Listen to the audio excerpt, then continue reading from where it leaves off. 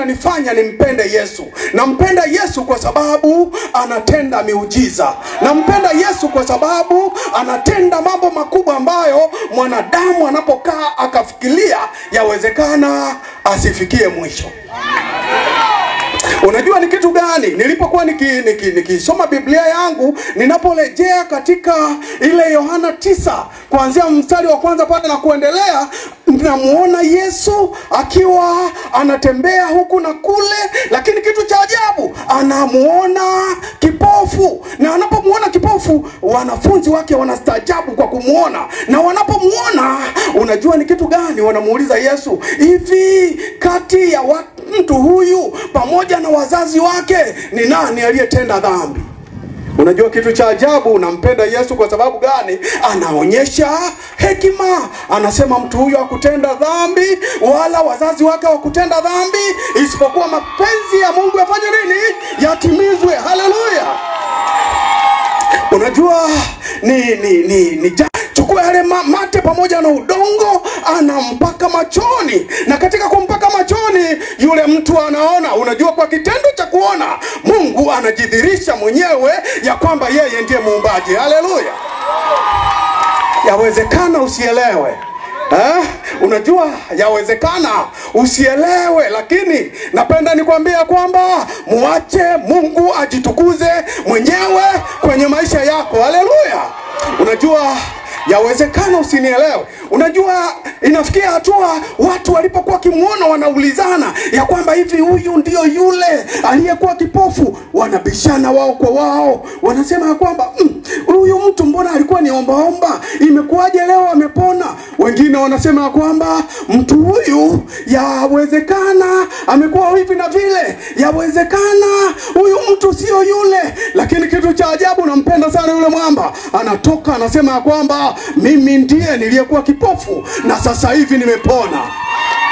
Yawezekana ulikuwa kipofu kwa sababu ulikuwa mwizi. Yawezekana ulikuwa kipofu kwa sababu ulikuwa ni kibaka. Lakini napenda nikwambie kwamba kila atakaye kuuliza kwamba badiliko hili umelipata wapi, mwambie kwamba Yesu anaweza. Haleluya. Yawezekana usielewe. Yawezekana usielewe. Asante sana. Yawezekana usielewe, lakini napenda nikwambie maneno haya. Unajua hata anapopelekwa mbele ya Mafarisayo wanashangaa, na wanaposhangaa wanajiuliza maswali, wanakosa majibu. Wanapofikia hatua wanasema hapana, twende tukamuulize wazazi wake. Wanapokwenda kuwauliza wazazi wake, kwa sababu wazazi waliogopa watatengwa na sinagogi, wanasema ya kwamba sisi tunamuona kijana wetu amepona, lakini aliyempona hatumjui. Yawezekana hata wewe unapoulizwa ya kwamba kwa nini tabia zako zimebadilika, unashindwa kumtaja Yesu ya kwamba Yesu amefanya. Napenda nikutangazia leo kwamba unapofika mtu akikuuliza ya kwamba yale matendo yako ya zamani yakoje, yamekwenda wapi, ni kwa nini yamebadilika, mwambie kwamba na alikuwa kipofu lakini sasa nafanya nini? Ninaona. Yawezekana usielewe. Wazazi walikuwa wanaogopa kusema kwa sababu walijua ya kwamba wakisema watatengwa na sinagogi. Lakini nampenda yule mwamba, anasema kwamba nilikuwa kipofu, sijui, nilikuwa mdhambi, sijui, nilikuwa hivi na vile, sijui, lakini ninachojua ni kwamba nilikuwa kipofu lakini sasa ninaona. Haleluya.